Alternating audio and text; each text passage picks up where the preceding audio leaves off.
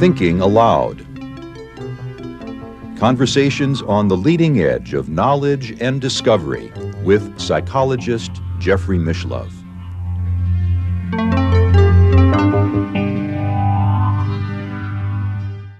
Hello and welcome. I'm Jeffrey Mishlove.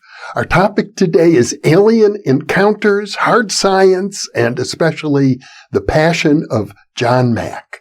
My guest is Ralph Blumenthal, who was a reporter for the New York Times from 1964 to 2009. He has written 7 books based on investigative crime reporting and cultural history. His latest book, about which we'll be talking, is called The Believer: Alien Encounters, Hard Science, and the Passion of John Mack. Ralph is based in the New York area, and now I'll switch over to the internet video. Welcome, Ralph. It's a pleasure to be with you today. Thank you, Jeff. Great to be here with you. I'd like to start our discussion by talking about the really significant reporting that you've done recently in the New York Times regarding UFO sightings as reported by the Navy. Yeah, well, Leslie and I really broke that story in 2017 when we got wind of the existence of ATIP, this secret Pentagon office that was monitoring UFO contacts with Navy jets and vessels. And that story ran in the New York Times on a Sunday, page 1, and it really moved the needle, as we're told. It made it safe, basically, for mainstream media to report on this whole subject without the ridicule factor. So that was the big story, and we since followed up with a few other stories. First of all, we reported the existence of this until then secret office, ATIP, which really had been underway for some time, and it showed that when the government said it was shutting down UFO operations with Blue Book in 1970, that was not true. They said, in effect, nothing to see here, folks, just pass by. But in fact, they were very interested themselves, the government, the Pentagon. And in 2007, then Democratic Majority Leader Harry Reid and the Senate got $22 million to set up this office, which had been operating secretly until we broke the story. And now it's been revived. ATIP gave way to the UAP Task Force, Unidentified Aerial Phenomenon Task Force, which is now operating. When we talk about the life and the career of the Harvard psychiatrist John Mack, about whom you've written, these reports that you've made in the last few years, over a decade after his death, really shed a whole new light, I would think, on his career. Well, yeah. I mean, I was able, through papers provided by his family, access to all his archives, his personal journals, his analysis tapes, because as a psychiatrist, he had to be analyzed. And he took it one step further. He recorded the analysis in many cases, so I had access to those tapes. So I got, I think, a real window into his life. Plus, I was able to interview a lot of the people close to him, including his dear wife, Sally, who died of cancer shortly after I interviewed her. They were estranged, actually, at the end, but they spent 30 years together as a married couple. And through thick and thin and through some difficult times with him, she stuck with him as a supporter. So I was able to talk to her and their sons. So I did get some good information. Well, I have to say, you've been working on this book 16 years. It's a fascinating book because it covers so many elements of cultural history, as well as the mystery of the UFOs and particularly alien abductions. Let's start with his exploration of T.E. Lawrence, a book for which he won a Pulitzer Prize. Yeah, I mean, before John Mack ever got involved in UFOs and alien abduction, he distinguished himself in many other fields. First of all, in social causes. He was, he was an eminent psychiatrist at Harvard, a professor of psychiatry, and he also was very dedicated to social betterment, social issues. He brought mental health care to Cambridge, which is then a downtrodden area of Boston, and then he got involved in a battle against nuclear weapons.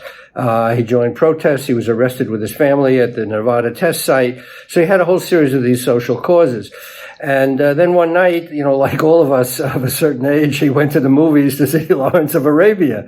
But unlike us, we walked out and said, wow, great movie, long, but great. He said, I gotta, investigate this guy. Who was Lawrence? So he embarked on what was then a 12-year research project into Lawrence's family and his history, and he went to the Middle East. He got access to Lawrence's closest associates and his family, and he wrote this book called A Prince of Our Disorder that won the Pulitzer Prize in 1977. So this was all before he became involved in alien abduction. So it grounded him really in intellectual discipline, and it gave him a standing. When he did go into alien abduction, he brought with him a really hefty reputation. I'm actually under the impression that your biography of John Mack in some ways parallels, even though I haven't read it yet, his biography of T.E. Lawrence. Well, he took Lawrence as a kind of a role model, for better or worse. I mean, Lawrence had a lot of psychological issues. He was very shy, actually, unlike the portrayal of him in the movie and elsewhere. And Mack was always riveted by the question of the inner life versus the external life of somebody. And of course, Lawrence died in a motorcycle accident, and John Mack would die in a road accident, run down by a drunk driver.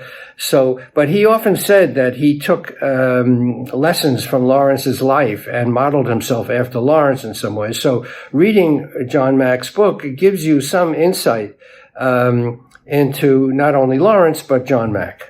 And your book is as well. You really look at the inner life versus the outer life of this very important individual from my perspective as a parapsychologist and someone who knew John Mack. Yeah, well, I relied on people like you, Jeff, who knew him best. He had died, which is how I got into the story. So I never met John Mack, but you did. And people like you who met him were able to, communicate things about his life that I couldn't find in his papers. I mean, the sense of immediacy of him. But he was very driven by this idea of the inner life versus the outer life, and he subjected himself to a lot of analysis trying to understand his own motives. He got captivated by the alien abduction story. It's sort of an archetypal story, but it got him into a lot of trouble ultimately.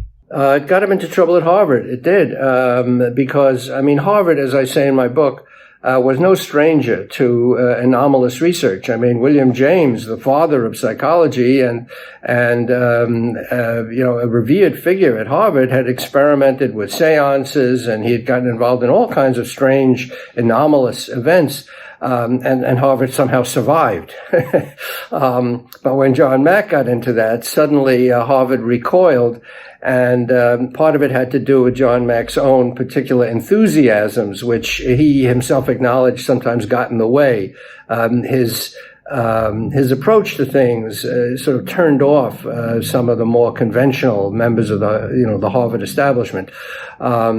So that was an issue. but it didn't seem to bother him much. I mean, one of the first things he did when he learned about it is he lectured to a Harvard audience. Of course, he wrote the book Abductions, which made it very public where he stood on the question of alien abductions. In that sense, he showed none of the reserve and tact that William James demonstrated in investigating seances. Well, that's true. And, people have asked, well, why didn't he publish first in a peer-reviewed journal? And in fact, he tried. He submitted an article to a very highly respected psychology journal. The editor was interested in his article in the beginning. And when John Mack turned it in, it was 100 pages. And the editor said, I can't run a 100-page article in the journal. Our articles run about 3,500 words. So do me a favor, cut it down and include some more information. So that's a typical editor's trick, cut it down and add information. So John looked it over and said, there's no way I needed a full 100 pages to describe this extremely complicated phenomenon to begin with. So I can't really cut it down. And I can't imagine what other information you want that I would include. So he was not able to publish in a peer journal. He tried that and other things. So finally he said, I'm going to go commercial. And he got a really nice advance from Scribner's, and the book was a bestseller. And let's talk about the reasons why John Mack felt we had to take these alien abduction accounts at face value.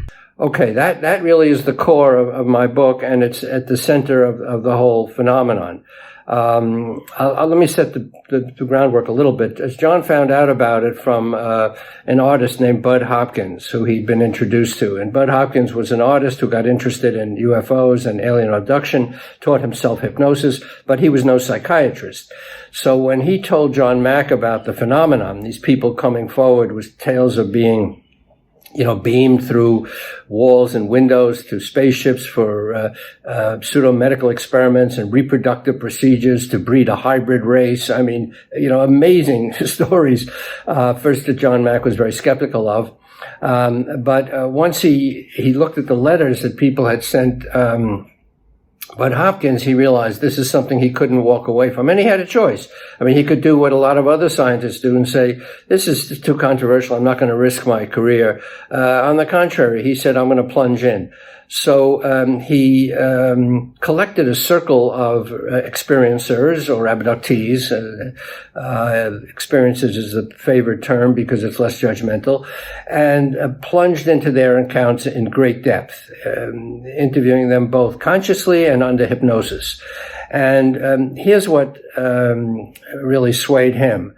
First of all, the accounts were basically consistent. They followed a certain pattern. People from all different walks of life, ages, even children as young as 2 years old, said, little man, fly me up in the sky. I go up in the sky. So they weren't reading books and seeing movies about UFOs.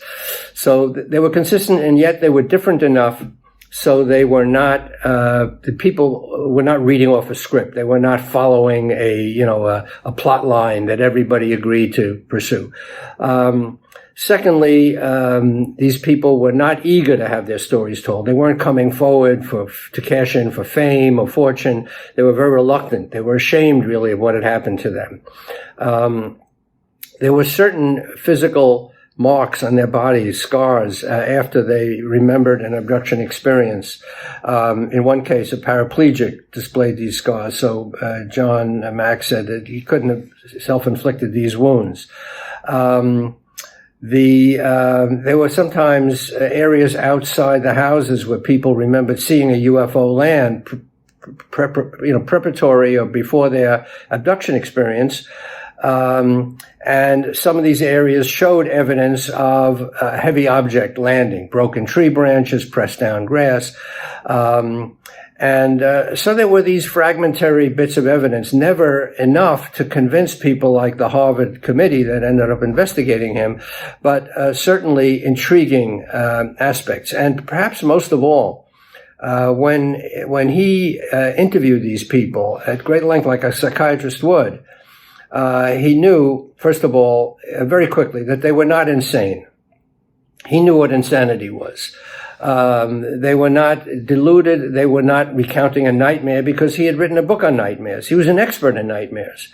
And perhaps most compellingly, when they related these experiences to him, they relived them to the point of extreme emotional distress. They cried, they wept, they cursed. And again, as a trained psychiatrist, he said, I know what, true affect looks like. And these people are not making it up. So that, there's more to it. But I mean, that in a nutshell is what convinced him he was on the track of something.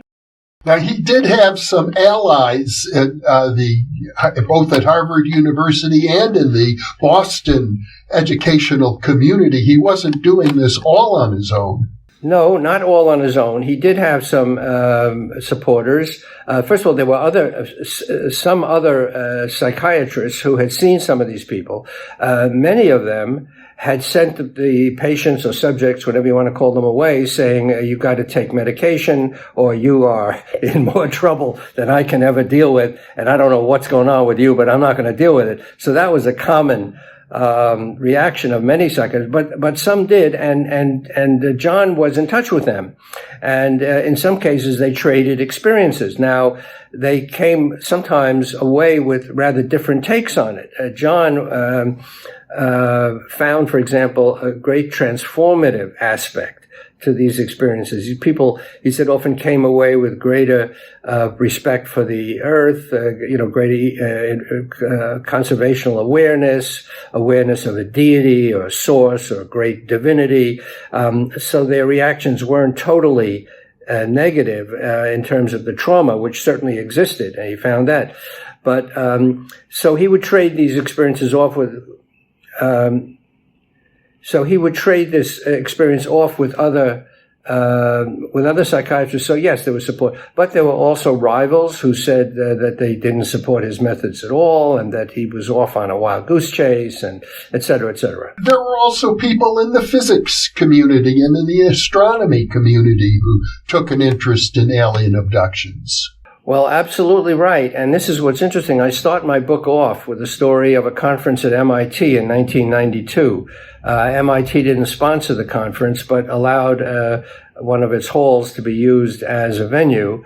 And it was co-sponsored by John Mack and an atomic physicist at MIT named Dave Pritchard, who was intrigued by this whole idea of alien abduction. And this conference, which was a secret conference at the time, everyone was sworn to secrecy because it was so controversial. But for a week, atomic physicists, psychiatrists, psychologists, theologians, folklorists, people from many different disciplines gathered at MIT to examine this very strange phenomenon from every different possible aspect to try to figure out what the hell it was. And in the end, they produced a thick volume, a transcript of the proceedings, which, by the way, I urge every so-called skeptic and debunker to read before they dismiss this whole phenomenon as crazy or impossible. Of course it's impossible. Everyone knows it's impossible. And yet, as I say in the epigram to my book, I never said it was possible. I only said it was true. So they all agreed it was impossible, and yet they were all captivated, like Mack and like me later, with the urgent questions of this mystery. So it drew many professional people. Now, that's very interesting, the quote in your epigraph. It comes from Sir William Crooks, who was a great scientist, a physicist in the 19th century, a contemporary of William James, for example, and it referred in his case to the investigation of mediums and seances, materializations, and apports. And actually, there's quite an overlap between this sort of phenomenon and the UFO abductions. Absolutely. I mean, Crooks was sent, as a respected scientist, he was sent out to debunk these seances and, paranormal experiences. So he went to one of these seances. He watched people levitate. He watched musical instruments play themselves in the cabinet. He saw all these, protoplasm materialize. And instead of debunking it, as he'd been sent to do, he came back and he said, I never said it was possible. I only said it was true. He believed what he had seen. And that's what made it so strange. And he was a very good observer, and John Mack was, in the same vein, I think. Well, when I met John Mack, who incidentally wrote the foreword to my book, The PK Man, he had already sort of transformed his point of view. By the time I knew him, he was acknowledging that the phenomena associated with shamanism, for example, were of the same ilk as the UFO abductions, a phenomenon that we find in folklore, that UFO abductions were part of a wide spectrum of phenomena that have been reported for centuries. Absolutely, Jeff. That's a very, very good point. That I think in the beginning, John saw abduction as something apart, singular and apart. He was so bowled over by the stories he had gotten from Bud Hopkins that he naturally focused on them, and them really to the exclusion of other paranormal things. Later, he extended his range, and he thought that perhaps they were related in some way, and that they were all part of a larger picture of mysteries that, people like Charles Fort, the great anomalist, said it's like looking for a needle no one ever lost in a haystack that never was. So John realized that it was really only part of a much broader picture of mysteries, including crop circles and cattle mutilations and Bigfoot and Irish fairy stories. And all these things sort of came up to the same conclusion, that people had seen these things, they reported on these things, and there was no evidence that anyone could bring forward that would convince, skeptics, because evidence was very elusive. And yet, the stories were very compelling, being told by all a great cross-section of humanity. But as you point out, they really are related to many other things, including ultimately, death itself, which was John Mack's last crusade. Let's talk about the investigation that took place at Harvard. Now, William James explored seances. He, even before his death, came out and said that he believed that his colleague, Richard Hodgson, had manifested in spirit form. And if it wasn't Richard Hodgson, it would have been some kind of demonic entity who was imitating Hodgson. But William James was never investigated by Harvard the way John Mack was. Well, William James never went on Oprah. Although maybe had Oprah been around then, he probably would have gone. He was a pretty adventurous type. But seriously, certain things John did that rubbed people at Harvard the wrong way. First of all, he wrote a bestseller. He was very telegenic. We should have started off by saying that. I mean, he was extremely handsome. He was tall, commanding, with blue eyes. He was magnetic to men and women. He gathered people around him very quickly. He was a brilliant talker and a very good writer and lecturer. So he would, he was the kind of person who would stand out and would make himself a target at a place like Harvard, where perhaps others were not so, outgoing and charismatic. In academia, the worst thing you can do is be successful more than your colleagues. Let's face it, there's a lot of professional jealousy. So that was one thing. He won a Pulitzer Prize with the T.E. Lawrence book. And he also had a charming to some, disconcerting to others way of being naive. He didn't seem to care much about the effect his words or actions would have. He just plowed ahead, and that sort of rubbed people the wrong way at Harvard. He wasn't terribly careful. And he was very enthusiastic. I mean, one of the subtitles of my book is The Passion of John Mack. And I wasn't meaning to suggest necessarily that he was a religious figure who was crucified, but maybe close at times at Harvard. But the idea was the passion. And that didn't sit well with some of his, more staid colleagues who, shrank from the kind of publicity he was doing on TV shows and, New York Times articles, op-ed pieces, etc. So all that came together. That was a factor. To my knowledge, Harvard does not investigate its faculty members routinely. The committee that was set up to look at John Mack's work with alien abductions was very unusual, as far as I know. It was indeed, and I call it at times an inquisition. And it was a word that the head of the committee, Arnold Relman, a very prominent physician and editor of the New England Journal of Medicine at one point, and someone who had tangled with John Mack in the past. He told John at one of the first meetings of this committee, he said, "This is not an inquisition." So John, being a good psychiatrist, wondered, well, why would they use the word for what it was not? If it was not, so it really was a kind of an inquisition. It was secret. It brought in, in many ways, it was convened to discredit him. They looked into his financial practices. They spoke to a lot of people who were sworn enemies of him because he had tangled with them on different cases.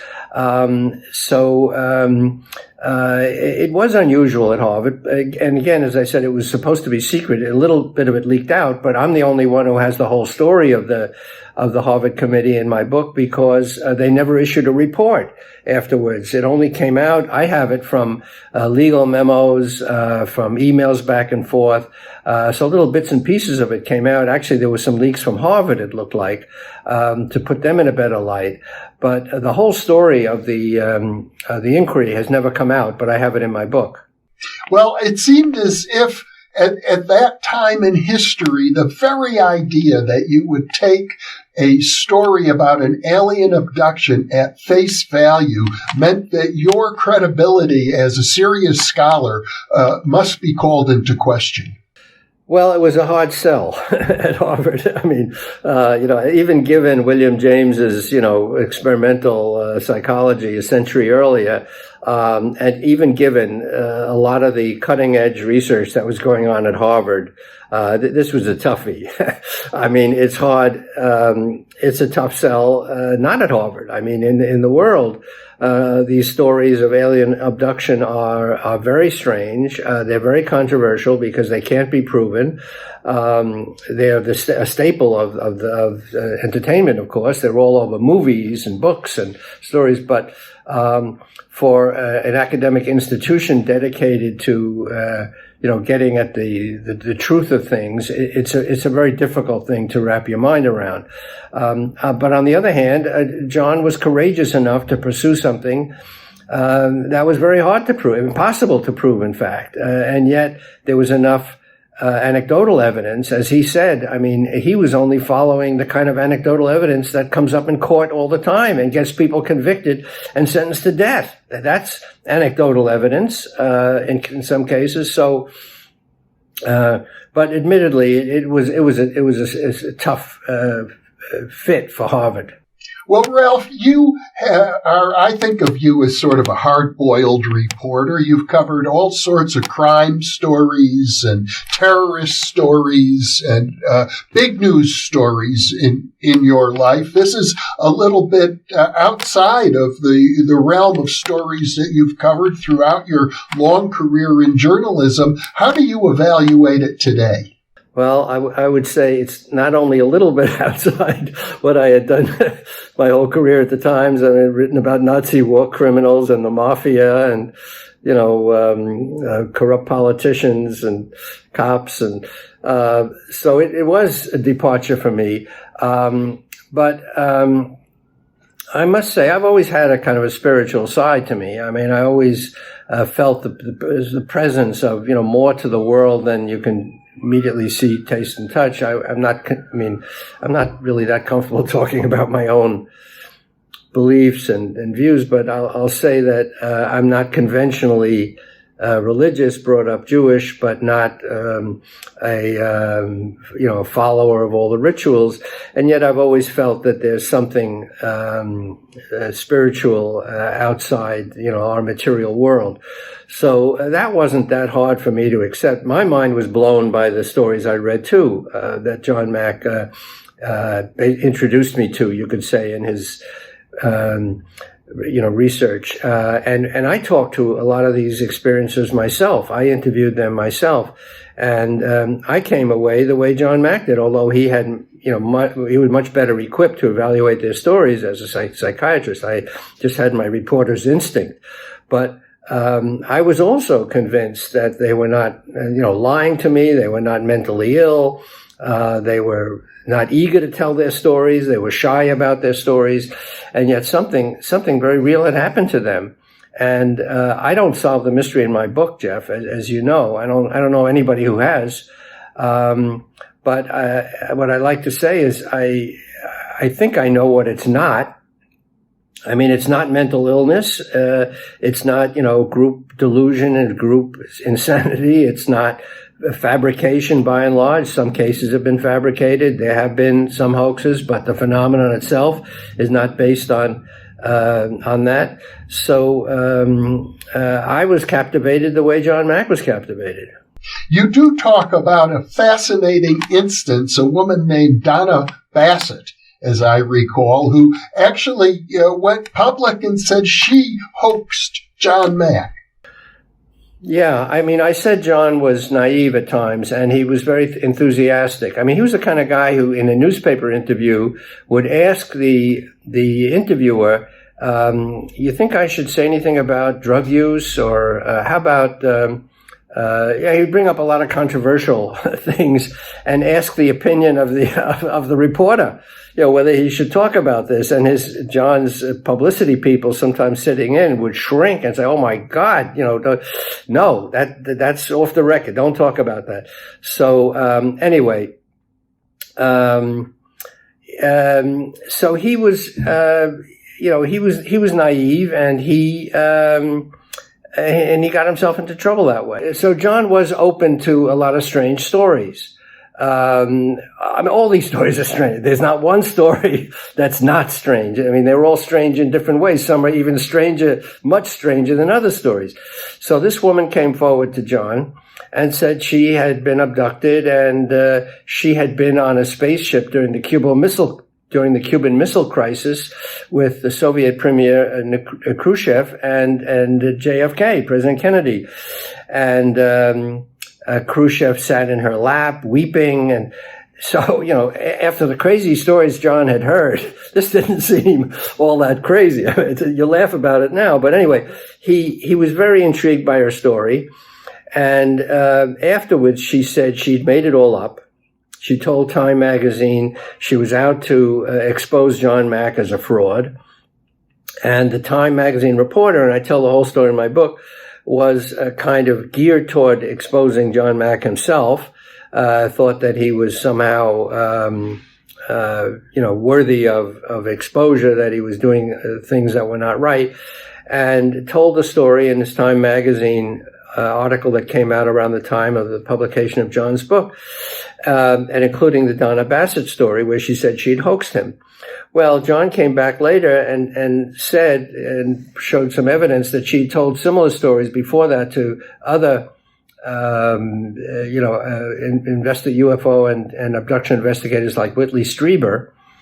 And it wasn't so far-fetched that she might indeed have really been an experiencer herself, and for some reason targeted John Mack. So it was a very tangled affair. But Hopkins, who was John's close friend and collaborator at times, blamed John for being too naive and basically hurting the whole cause by buying the story in the first place. So it was a big black mark, and it didn't mean all the stories that John got were hoaxes, but this one became known as a kind of a hoax story, even though it may not have been a hoax, and that hurt him.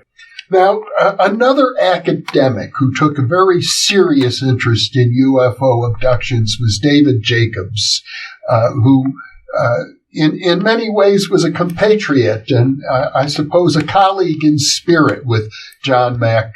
In fact, I think he even went further than John Mack and endorsed the idea of an alien hybrid breeding program. Yeah, I mean, if you think of this as a kind of a spectrum there were three people who were collaborators in many ways and friends, yet took rather different views of the whole phenomenon. John Mack was on one end, who increasingly began to think that there was something spiritual about this whole thing, that it wasn't really happening in real time, that it was some penetration of our world from another dimension. So he was open to the idea that this was not totally in reality.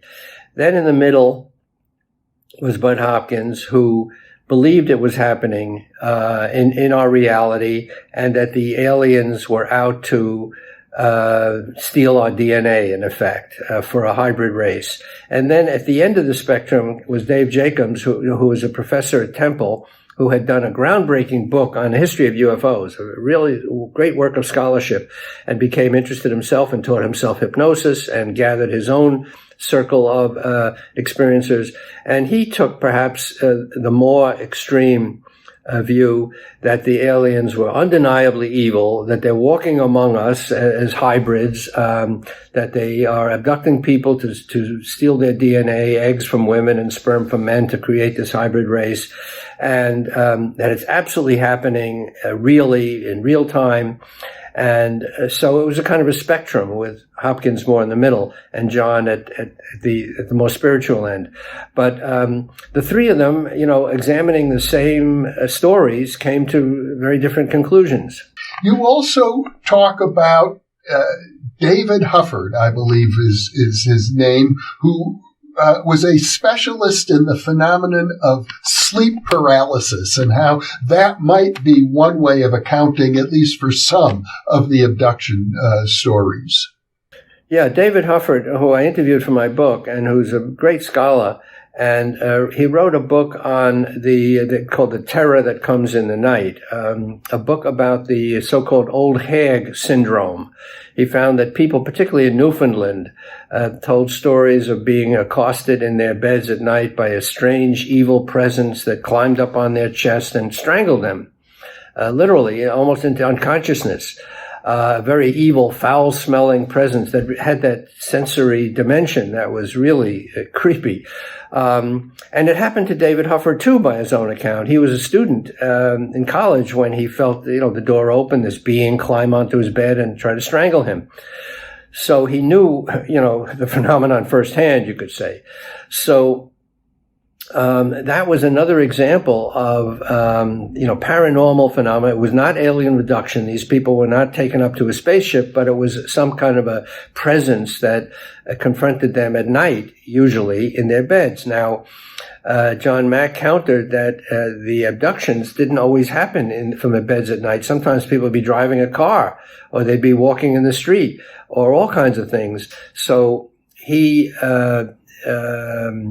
challenged the conventional explanation, including David Hufford's view that it was some kind of sleep paralysis thing, because it didn't always happen during sleep. So, but Hufford became an admirer of John Mack's, and he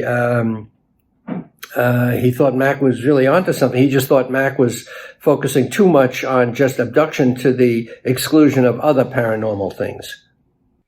And as I recall, David Hufford also understood the limitations of hypnotic regression as a way of getting at the truth. It's become very controversial in many areas, the use of hypnotic regression in psychotherapy, and that controversy overlapped all the work that John was doing. Yes, indeed. And it really brings up the whole question of memory. How strong and secure is memory? And there was just an article in the New Yorker 2 weeks ago about Elizabeth Loftus, who was the prime proponent of the fact that, we can't trust our memories. And John came down on the side, well, when it comes to alien abduction, we can. He said, when it's so central to your being, those memories are strongly imprinted. They're not something that can be implanted by hypnosis. But there are many, as you say, the controversy continues to this day, whether the subjects are influenceable to the point where they adopt a narrative of the psychotherapist or the hypnotist who, implants these ideas. John was very much against that. He said, no, these things are so central to what happened to this person that there is no way they could be mistaken about this. But it is also true, and this gets into a subtlety that's really kind of fascinating, that it has been observed that patients seem to gravitate toward different psychotherapists studying alien abduction, depending on what the patient or the subject kind of wanted to have out of it. If it was a positive experience, they find their way to John Mack. If it was a nightmarish, traumatic, horrible experience, they find their way to Bud Hopkins or David Jacobs. Now, that's oversimplifying things, but it had been commented on by a number of observers that who you got as a hypnotist or who you got as a therapist could have affected the story that came out. Elizabeth Loftus, who you mentioned earlier, achieved a lot of notoriety with regard to cases that somehow parallel the alien abduction story. These are cases of ostensible satanic abuse, ritual satanic abuse. And she argued that the reports of these stories under hypnosis could not be relied upon. Yeah, that's for sure. I spent some time in my book recreating some of these cases. The McMartin School case, where children told stories of horrendous satanic abuse. An elephant came into the classroom and they dismembered it, and all kinds of things that somehow were accepted as real at the time. Accurate accounts from the students, and people were fired, and it was a huge scandal at the school. And there were two people I talk about in my book who were convicted of murdering little girls because their daughters and family members later came forward with these supposedly repressed memories that they had seen this, and without any evidence that the defendant had actually committed the crime, but just on the evidence of the family member testifying, I just had this memory. I now remember how he killed my little friend. These two men in particular were convicted, and then the cases were later questioned or reversed. And again, it served to discredit memory as a sound foundation for traumatic events. But John said alien abduction was different. First of all, it wasn't a matter of murder or rape. These were cases that were infused with also kind of a spiritual dimension. They weren't totally traumatic.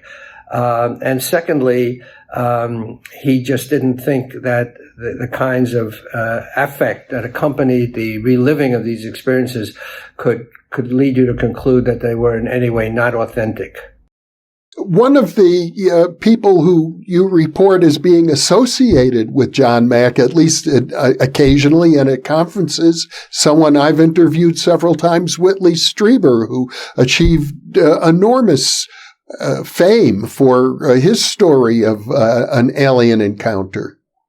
Yeah, he was one of the first with his book Communion, which was a tremendous eye-opener. I mean, people said later that just seeing that book cover of the alien face with the big elongated eyes sent them into, a traumatic shock, because it stirred memories of abductions that they had basically buried.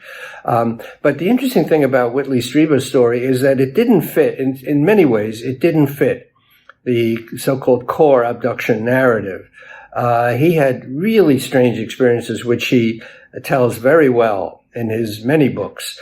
But they were not simple abduction stories. They were encounters with very strange beings, and they weren't all taking him up to a ship. And this brings up a very interesting question of the stories that don't fit the narrative. And the tendency of many researchers, including John Mack, I think at times, was to push aside the things that don't fit and focus on the things that do fit, because it's too hard to explain the things that don't fit.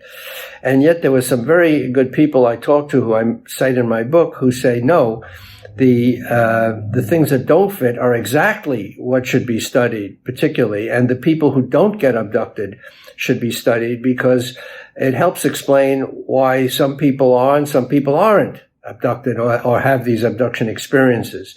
But the tendency of many researchers is to turn away or rule out the things that don't fit. And Whitley's experiences are so strange that they don't fit in many ways the core narrative, and yet they are as compelling, and to him and people who've looked into his cases, as real as the other cases. One of the very strange phenomena reported by Whitley that doesn't fit, but which is related to the John Mack story, is that Whitley reports that on the occasion when he had a sexual experience with what he took to be an alien entity, the one I think whose picture is on the cover of Communion, there were other people in the room, including people who were deceased. Yeah, Whitley is a great proponent of the idea that death and abduction are related in some way, and that often during abductions people see other people who are deceased, and that they reappear during abductions. And as long as you're mentioning Whitley and strange experiences, he tells this story, which is really indelible to me. When he met one of these beings, when he was abducted, basically, or forced to comply with, he was paralyzed, he couldn't move.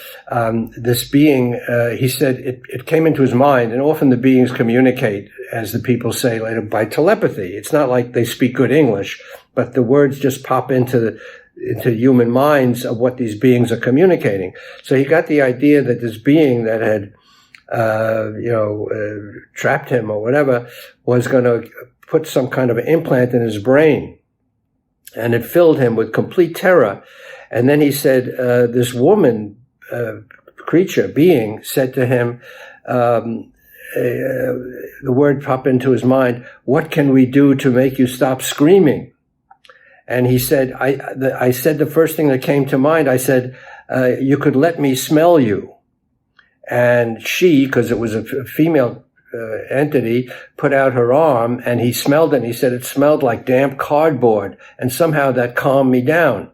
And years later, he smelled that smell again, and like a Proust Madeleine, it took him back to his abduction experience. Now, again, who could make something like that up? It's just so crazy. But one more thing with Whitley, just unleashed a flood of memories here.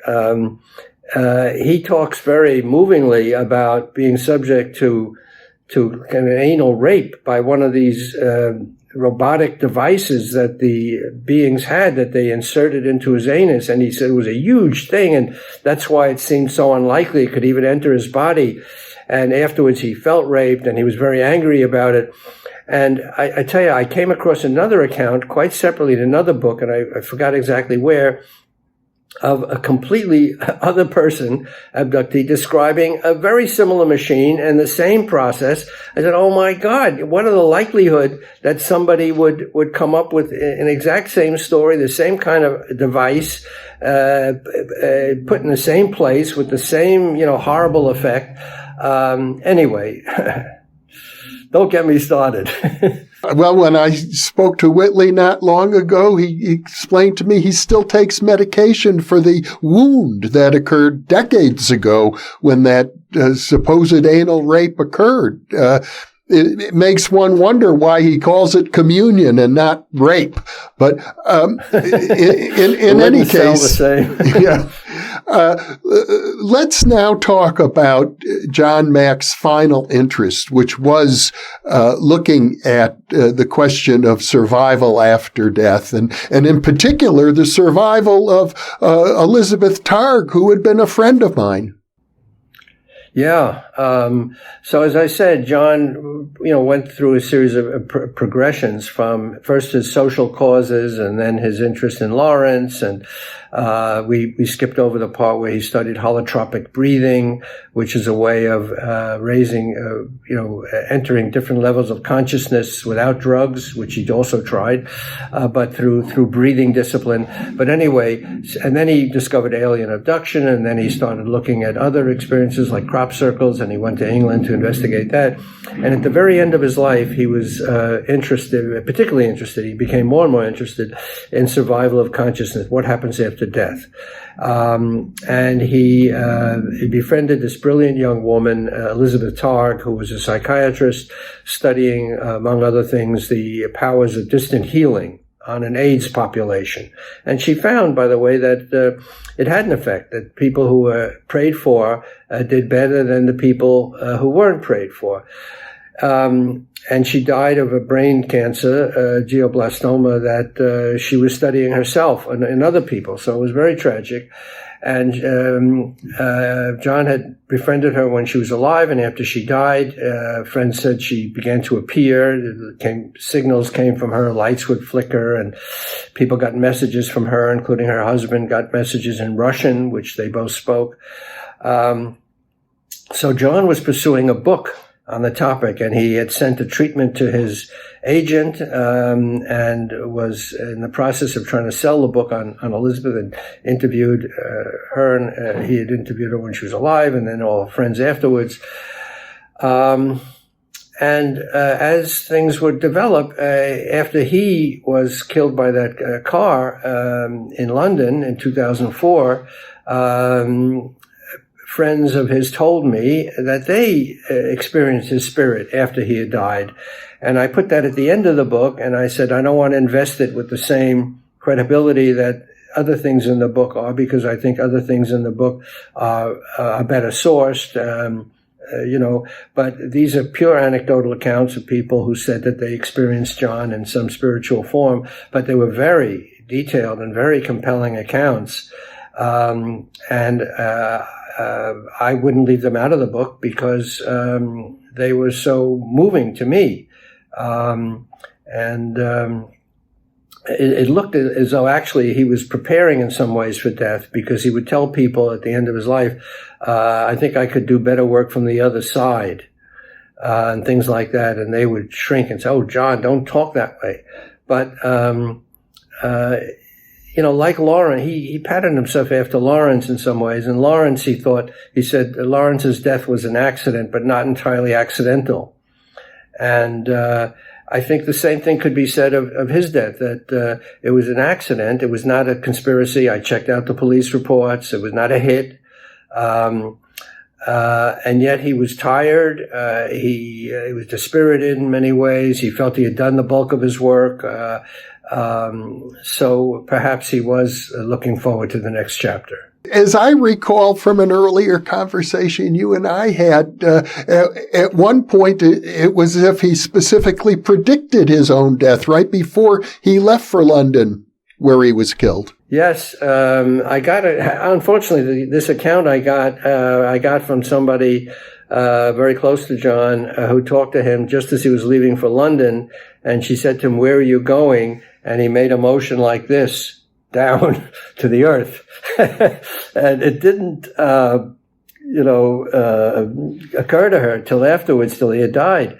But other people said the same thing. He played a game. He liked to fool around with runes, these Viking stones that supposed to predict the future. If you look at the side that, the symbol imprinted on the rune, on the stone, and then you consult a book that's a guide. It'll tell you, answer a question that you have. And he played that game. It's more than a game. He went through the ritual with his colleagues just before he left for London. He reached into the bag and he pulled out a rune, and it was the blank, which some said, foretells death. And people were a bit shocked by it, and he made light of it. But so anyway, there were these foretellings, you might say, foreshadowings.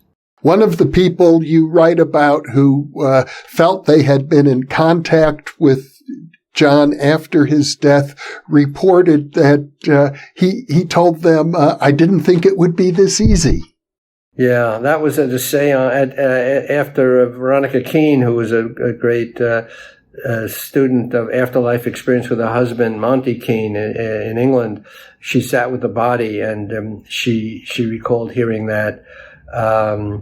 He said, I looked down at my body and it was all broken after the accident, and I had to decide whether to go or to stay, and I decided to go. That was the message she got. There was another woman, Barbara Lamb, who was a fellow psychiatrist who had gone with John to the crop circles, who told me she was visiting her daughter in California after John died, and her daughter had a cat, and Barbara was allergic and she couldn't breathe, so she went out on the patio to get fresh air and try to sleep there, and suddenly she felt she was choking to death. And then she became aware of a figure of John standing there, and a ball of light flew over landed on her chest, and suddenly she could breathe again. And John said, "You'll be all right, Barbara." Again, did she have any proof? No proof, but it's her story. And there were other stories like that. Ralph, at this point now, John has been gone for 16, 17 years. How do you evaluate his legacy? Well, it's very difficult. I don't think anyone has come to replace him, partly because he was in so many ways irreplaceable. He was such a charismatic, brave presence who would, buck the establishment at Harvard. And as Avi Loeb says in his new book, Extraterrestrial, at Harvard, he's an astrophysicist at Harvard, crossed paths with John Mack. He says in his new book that scientists are very risk-averse. They'd rather chase something that other people are chasing rather than go off in a new direction. So I don't see anybody coming along with John's, charisma and profile. On the other hand, this research is continuing. It's not dead. It's going on. I don't know too much about where it's going on, but experiences are meeting. They're telling their stories. It's happening. It hasn't gone away. Certainly the UFO sightings are now more credible than ever before, with the Navy and the Pentagon, backing up the incidents and saying these things are real. They're not, spiritual constructs. They're not imaginings. They are physically real. They show up on radar. They show up on thermal imaging devices. So that's progress. So that, you could say is part of his legacy. And I'm hoping that my book too will show him as a credible, resource, and will stimulate other research. Well, I have to say, I think he was ahead of his time, and I regard John Mack as a real hero, and I'm very grateful to you, Ralph, for having written such a thorough, comprehensive biography of him. I know we have just really skimmed the surface of all the many details that you cover. So, Ralph Blumenthal, thank you so much for being with me today. Well, it's a real pleasure, Jeff. Thank you. And for those of you watching or listening, thank you for being with us.